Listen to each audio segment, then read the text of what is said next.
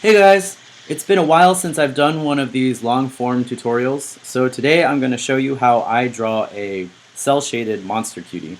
It's going to be in real time. I'm going to go step by step by step by step. So it might take half hour, an hour, I'm not sure how long it is, but I want to make sure you get everything down. This is a workflow that works for me. Hopefully you can adapt it to your own workflows or try the way I do it and then go back and try something else that you like or add to it. But anyway, this is just how I do things. Now before I get started, I want to show you a couple of things. I'm using Photoshop CS5, which is ancient for most people, but it works for me. I don't really need all the new fancy bits and bobs that they've got in the newer versions, so this is pretty stable. It's treated me well over the years, and that's kind of why I use it.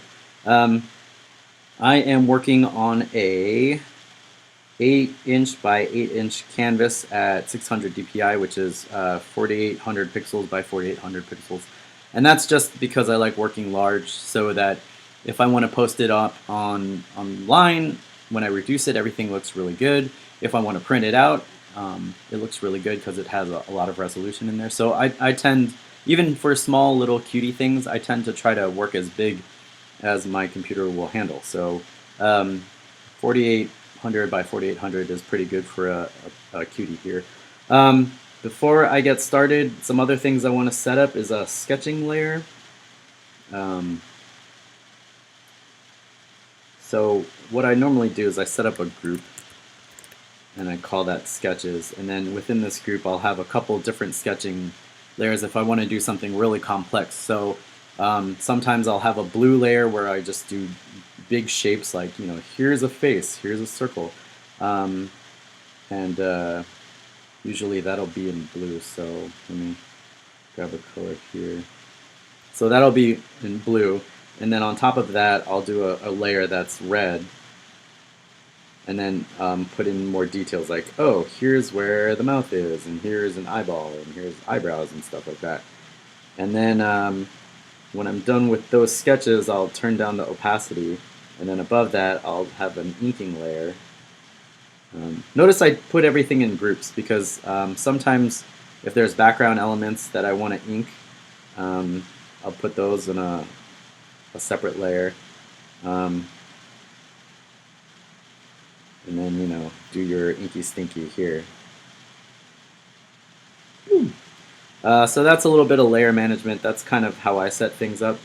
It works for me. Doesn't mean you have to do it this way. But that's just what I like using. Turn this back all the way up. Close that one. Let's start with the low one here. Also, this brush here, this is basically the hard round brush. I don't like it. So if you draw really slowly, even at this resolution, you'll notice that there are wobblies, like here and there. It's because Photoshop's brush rendering engine isn't quite the best. Normally, if I'm doing inking, I'm working in Manga Studio, so this is not ideal. So what I like to use is a chalk brush, and this is the chalk brush that I have set up here, because it looks like it has some edge to it and some texture, so it looks like those jaggedies are on purpose, and this kind of takes care of the jaggedy feel. Now, to set up this chalk brush, it's really easy to do. So you'll see all these crazy brushes I have in here. I don't use half of these stupid things. I usually keep things pretty simple, like hard round, or this chalk brush. And you'll find this chalk brush. So this left bank here, these are all loaded with Photoshop. These are all the ones that come with Photoshop. So you scroll down, you'll see this guy. This is the regular chalk brush. And let me bring up the brush size. So yeah, there's not a whole lot to it. It's just full opacity. You draw with it, that's what you get. So you have to go into your brush presets, turn on shape dynamics, and the size jitter is controlled by pen pressure. So now you get the texturing like that. So that's what I am using. So if you want to know what brush I'm using, it's this brush. I'm going to use it throughout the entire sketch today. Well, maybe at the end I might use some other stuff. So that's how I like to set up my stuff.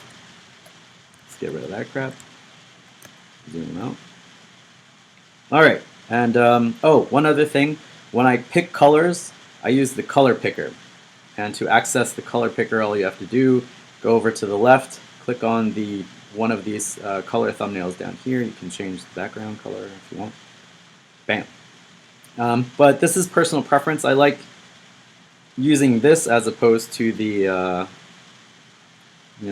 swatching the basic shades here.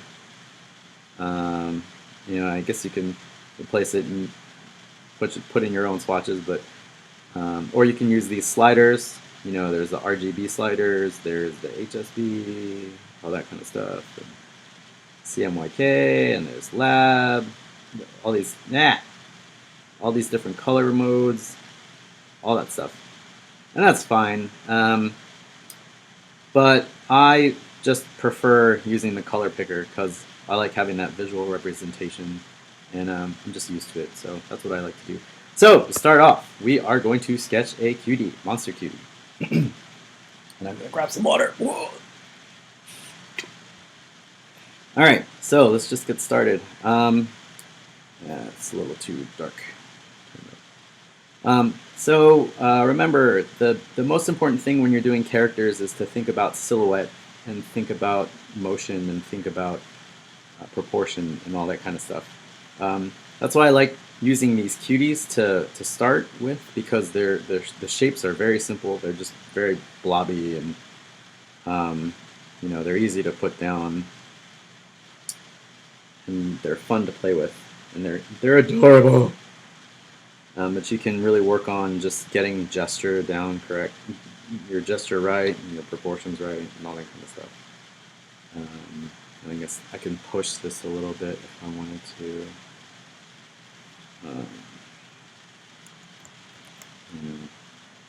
Just rotate it. Oh, sorry. All right, I'm working on a Mac, so all my commands are for a Mac. So this is the lasso tool, and to turn on transform, you hit Command T, and you can rotate, and you can scale, you can change the pivot point, and all that kind of fun stuff. Or you can undo all that crazy stuff. So I think on a PC it's like Control. I don't have a PC in front of me, so I don't remember what the key commands are there. But it's the same crap, man. It's all good. I also don't care that I'm on a Mac. It's just I find that's what I like to use, but it's a personal preference. I don't think Macs are like the master race, that kind of thing. So I want to center this sucker up, resize it a little bit.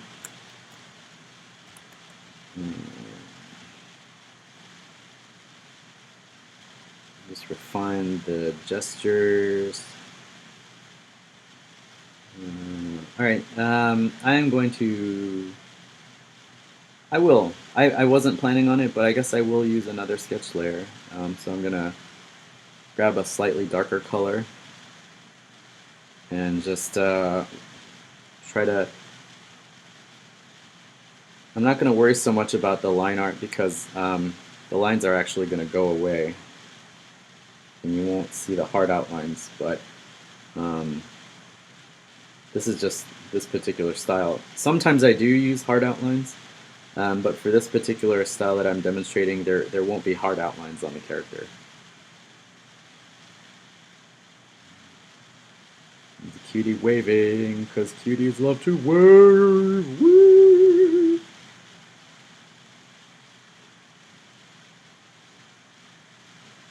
You can see that nice jitter that the chalk brush creates. Okay, so one thing, when you are digital inking or sketching or anything like that, you should rotate your canvas because it's easier for you to pull your brush towards you in certain circumstances or away from you. So rotating your canvas is essential. In Photoshop, CS5, you do this by holding down the R key. And you'll notice that you'll have a hand appear with a rotating arrow. And then as you rotate things, you'll see this compass. Now, it snaps to back home to the proper position if you hold down Shift key. So if you want to rotate in a specific, I think this rotates by 15 degrees if you hold down the Shift key. And that makes it easier for you to get straight up and down. But if you want to just freewheel it, don't hold down the Shift key. So you'll see me rotating the canvas a lot when I'm working on stuff. I think this shape could be a little bit better. So yeah, this is so I can pull straight down with my pen. Sometimes my keyboard's stuck, so I'll have to hit my keys a couple of times. But yeah, especially if you're doing round shapes or straight shapes, which I guess is what everything is made up of, straight and round shapes. The lines, it makes it easier to draw those when you turn the page. And this is something you should be doing if you're drawing and inking on pencil and paper. Just turn your page. It'll open up your brain and help you create the lines that you want to do. Turn the page. Always turn the page. I was going to do a quick tip on turning the page, and I still might because it's easy to forget. Cutie eyes, cutie mouth. Cutie eyes and cutie teeth. Cutie teeth. You see, because the hat is really a cutie. We have to go deeper. Alright, so sketch is set. I'm going to turn down the opacity of the first layer. I'm going to close that. Now, this group is set to pass through. And you can change these layer settings just like, you can change the group settings just like layer settings. I'm going to turn it on to multiply. And I'm going to turn the opacity down here. I'm actually going to put this group on top of my character group. So I'm going to rename this flats. And I'm just going to recreate the silhouette with big swaths of color. And I guess you could use the paint bucket tool, but that's not really helpful for what I want to do. So I'm going to choose a blue color. This cutie is going to be blue, the hat's going to be orange. And now I'm going to zoom in. So when I'm blocking out forms, when I'm blocking out gestures, I like to zoom as far out as possible to just kind of get a handle on things and see what it looks like from far away. Because if you can capture the gesture without much detail, you'll be able to read the character. The character will read better than if you zoom in and sketch at full detail. So you want to kind of generalize your sketches, make sure you're concentrating on the silhouette rather than trying to get in all the fiddly bits and all the fiddly details, because that's what refinement is for. So there's this shape and then this shape here. And we've got toes going on, toes.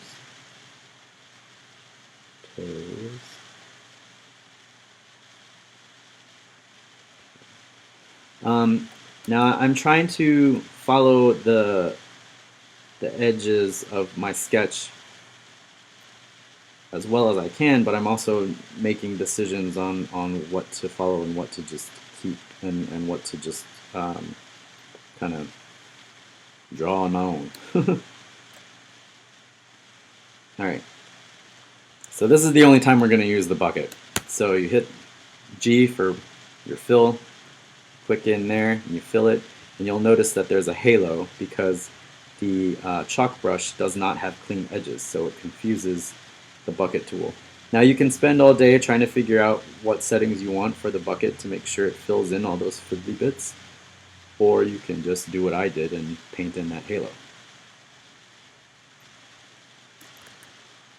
Get the gesture of the arm right. Get the gesture of the other arm. Gesture of the down arm. Gesture of that arm.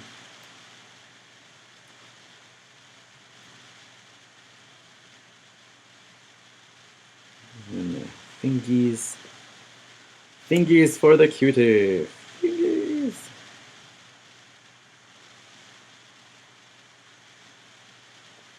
Who likes fingies? All right, and like with the body, we're gonna pop the bucket, fill it, and then paint out that halo.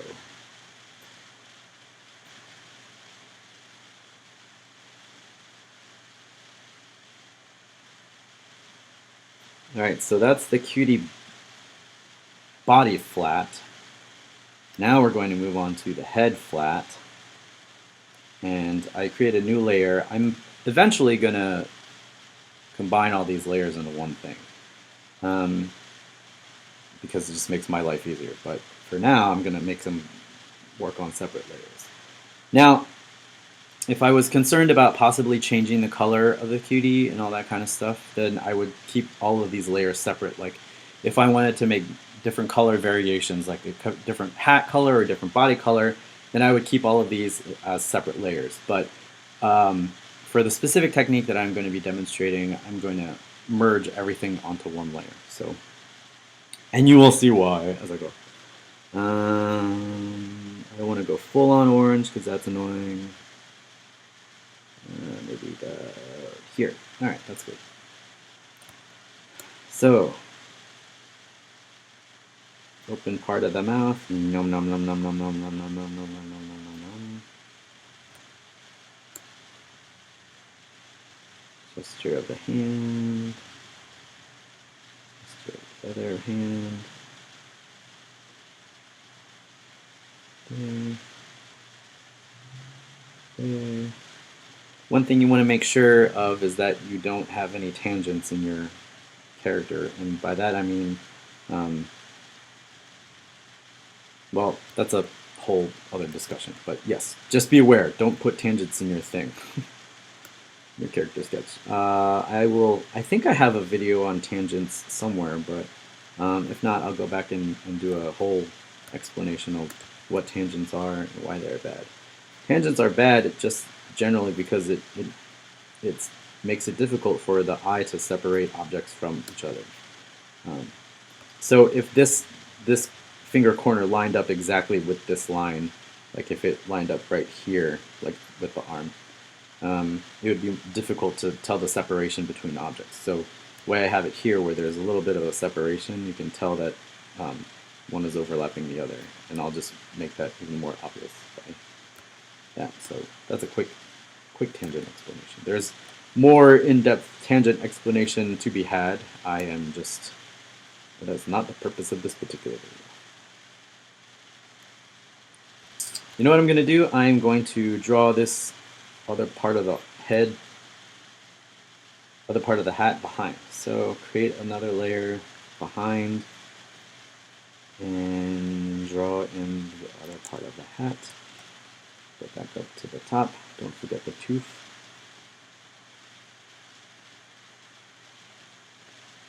And let's flatten it all. So to flatten it with the keyboard shortcut on a Mac, highlight all the layers that you want to flatten. Command E. Don't know what it is on a PC. Sorry. Flats. And now for the eyes. Cutie eyes are pretty easy. So I hit D on the keyboard pad, which changes the foreground color to black and the background color to white. And then I color in the eye this way. Color in the eye here.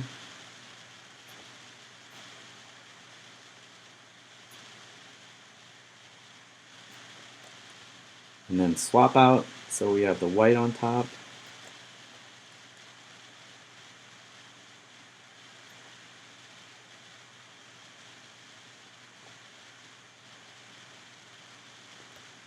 Now for the mouth.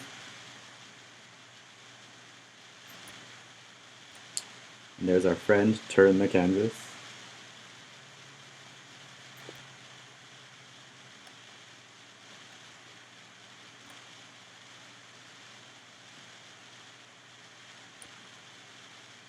And we'll give the little cutie a tooth.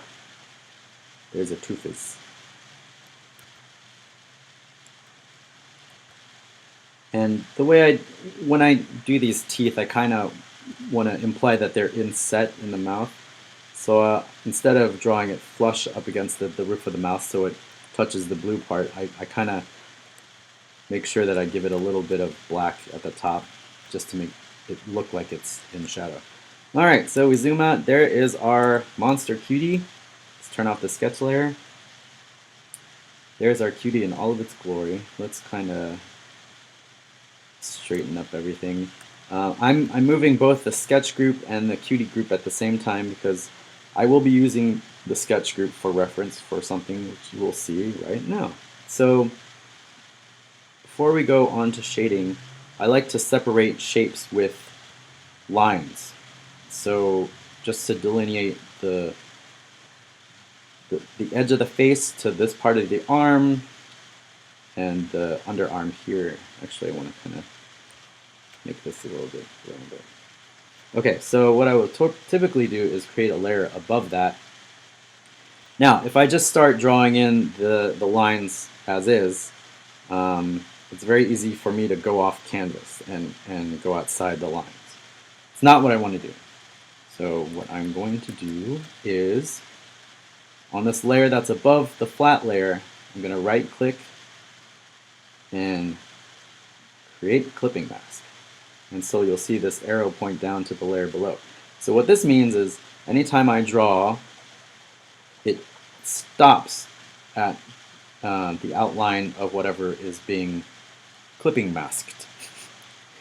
So if I turn off clipping mask, release clipping mask, you'll see all the stuff that I drew outside.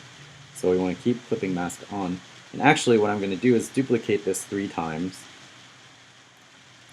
So I have 3 layers of clipping mask. One layer I'm going to set to multiply, one layer I'm going to set to screen. So this one will be multiply. This is where the shading will happen. Multiply. And I'm going to set this one to screen, or linear dodge, or color dodge, or whatever. For now I'm going to set it to screen, but that'll change when I actually start messing with it. And then this will be overpaint. And I'm not going to change the opacity of this at all, or the layer style of this at all. I'm just going to keep it the way it is. Alright, so let's turn back on the sketches layer so I can see the edges that I had. Now, instead of using straight black to delineate the side of the cheek, I am going to use a darker blue.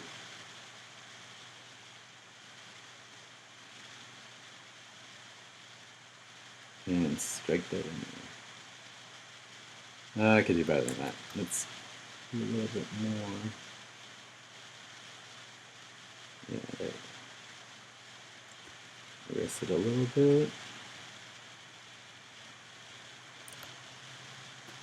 Okay, and then let's see how far the underarm goes up that way. Okay, so starts up here, pulls down there.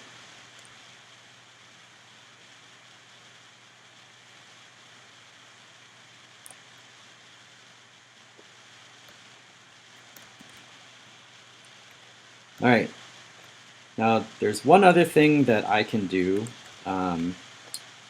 with this overpaint layer, at least for the body. I want to give the body a little bit of a lighter belly.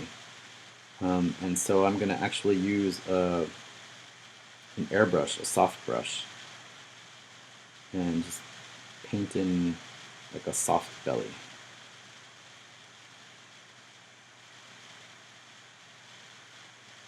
Just to give it a little bit more interesting separation between forms. I don't want to go too far.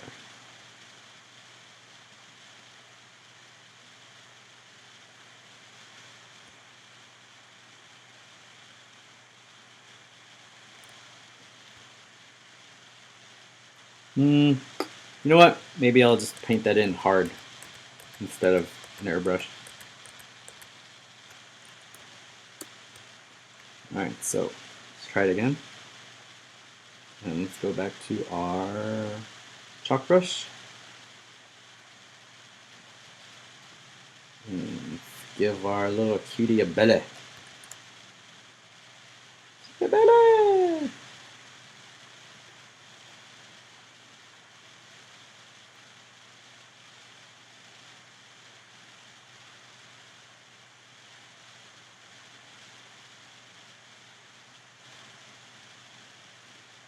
It follows down to its feet because feet. Makes it slightly more interesting. Alright, we're going to do the same kind of thing with the hat. Get a darker orange.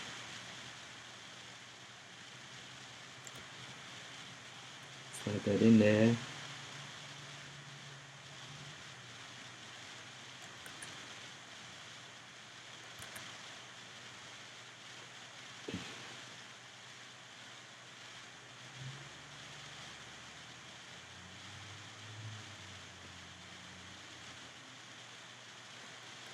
Alright, so we've got our cutie with some details.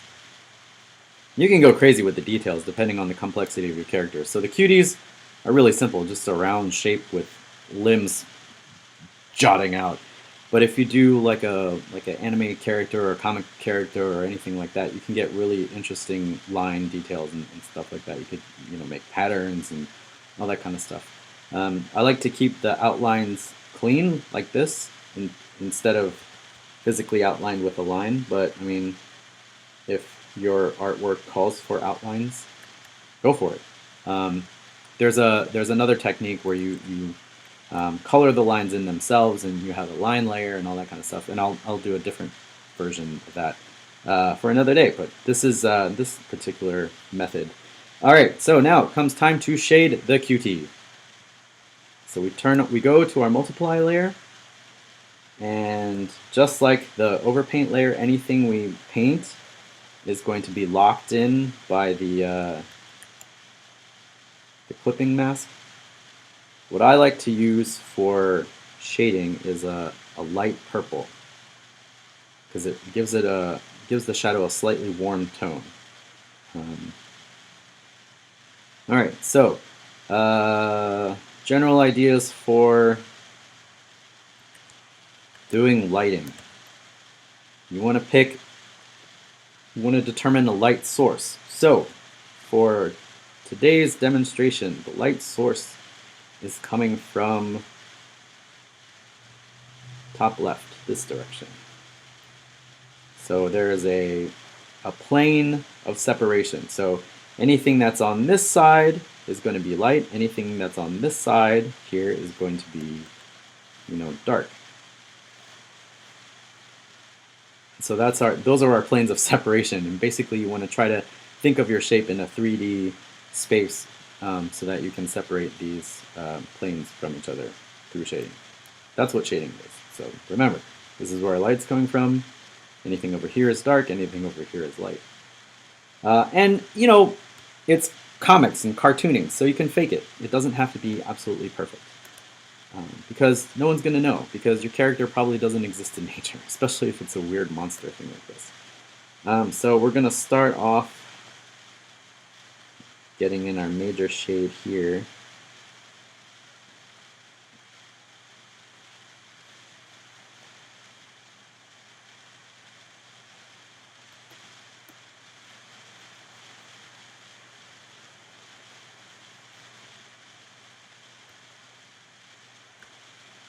And we want to make sure that there's a separation between the head and the hat, so we're going to put in some shading along the brim of the hat. The hat monster.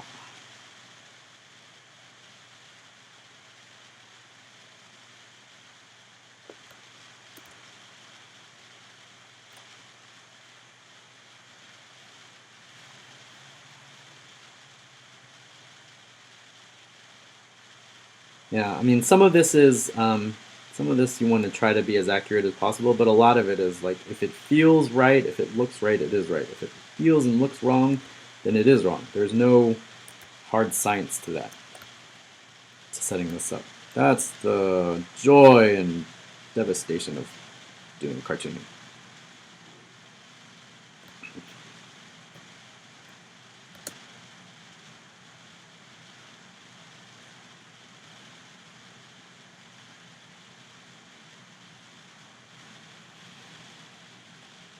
Alright. I am not sure that I like this shape here. Let me see about this. Erase this. And sometimes you need to start over. Duh.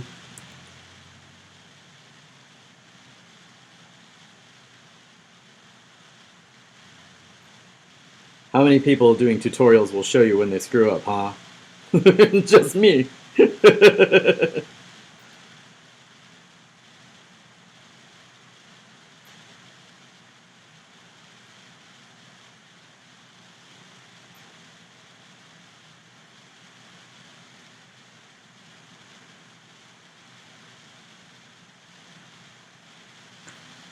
Well, that's slightly better. I like that.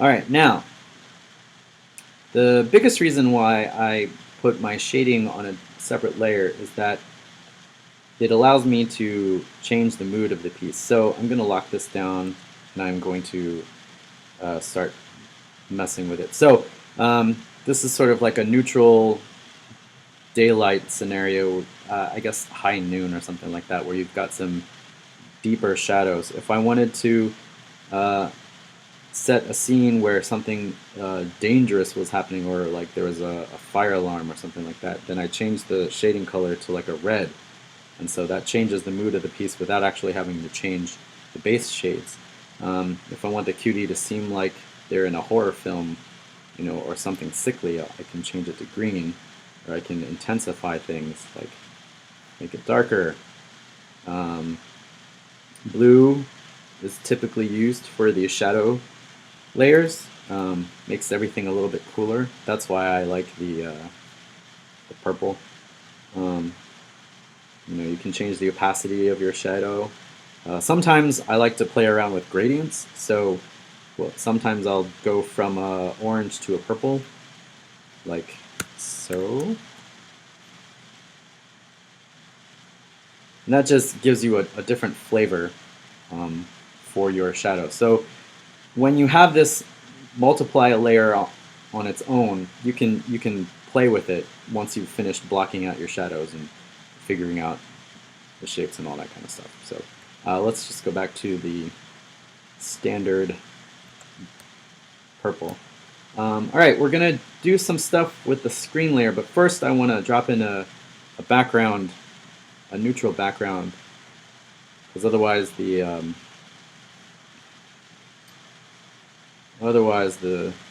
screen doesn't quite make much sense. And it looks like parts of this shadow can be filled in.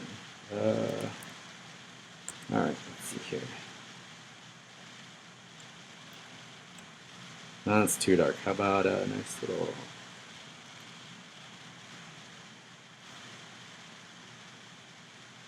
Starting to get some bleed in there. All right, here we go. All right, so same concept for the screen layer. Remember, everything on this side is going to be light, everything on this side is going to be dark. So for screening, typically what I'll do is pop out the edge of the object, so the outer edge. And I like to use a yellow for screening layers, so something like this.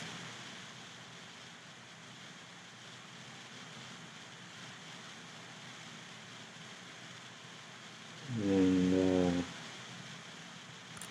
I want that tooth to shine. Put that there. And again, like with all things in cartooning, you can cheat. Like this highlight probably shouldn't be where I just put it, but it helps separate the Cutie's cheek from the edge of the background. So, just figure out what works.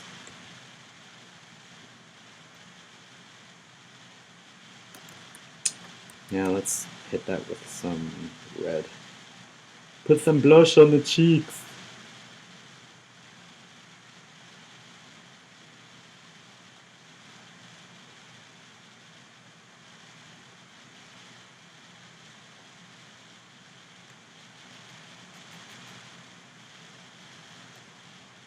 Maybe a little darker.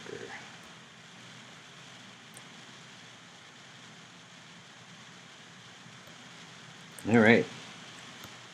And then you can set this to like dodge, so it's super bright, or lighter, or whatever you want, and then turn it down. I like screen. Screen works. I usually turn the screen layer down to like 50%, something like that. So it looks like our cutie is kind of floating in the air. So let's plop down a shadow for the feet.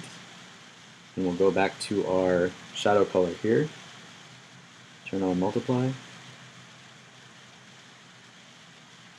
And then paint in a ground. Paint in the ground.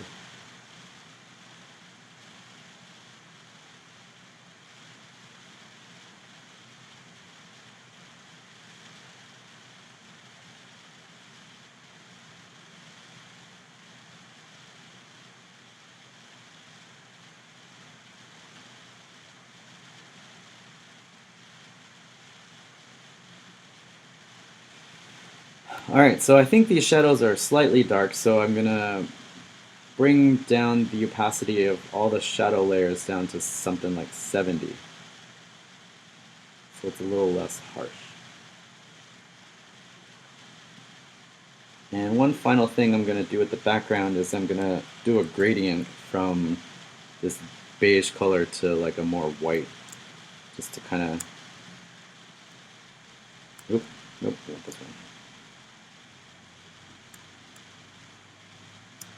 Just to kind of give it some of an atmosphere. And there you go. All right, so that's the basics of it. That's this style of cartoony cutie. You can use it for all sorts of things if you have like, humanistic characters or mechs or robots or anything like that. This is a pretty quick technique for putting down something cartoony and cute looking. There's no outlines, which is something I can cover in a separate tutorial, but this is kind of what I've been playing with for cuties and all that kind of stuff. All right, so let me know what you thought about this tutorial. If you have any questions, like I said at the beginning, shoot me an email or write your questions wherever you see this in the comments, and I'll try my best to get to them and answer them as concisely and explanatorily as possible. That's not a friggin' word. All right, but thank you for checking it out, and until we meet again for another tutorial, this has been a Monster Cutie tutorial.